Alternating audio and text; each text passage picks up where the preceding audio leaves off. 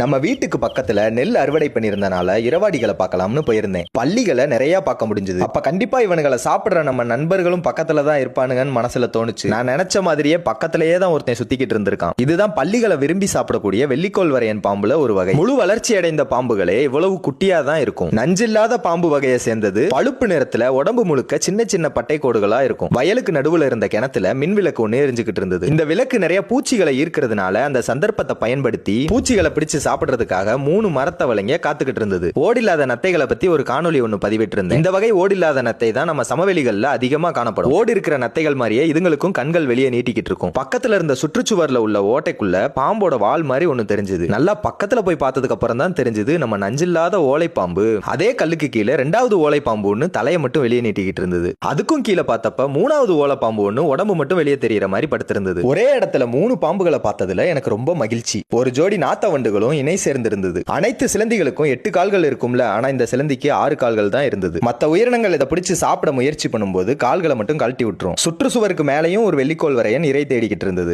இலைகளுக்கு மேல இப்படி ஓட்டைகள் இருந்தா அதை புழுக்கள் சாப்பிட்டுக்கிட்டு இருக்கிறதுக்கு வாய்ப்பு இருக்கு. இந்த இலைக்கு கீழே வெந்தயவரியன் வண்ணத்து பூச்சியோட புழு பருவம் சாப்பிட்டுக்கிட்டு இருந்தது. இந்த மாதிரி சுவரோட இடுக்குகள்ல பள்ளி முட்டைகள் அதிகமா இருந்தது. ஓலை பாம்புகள் அதிகமா பள்ளி முட்டைகளை சாப்பிடுறதுனாலதான் இந்த சுவர்ல அதிகமா இருக்கு. நம்ம வீட்டோட சுற்றுச்சுவர்லையும் கும்புடு பூச்சி முட்டையிட்டு இருந்தது.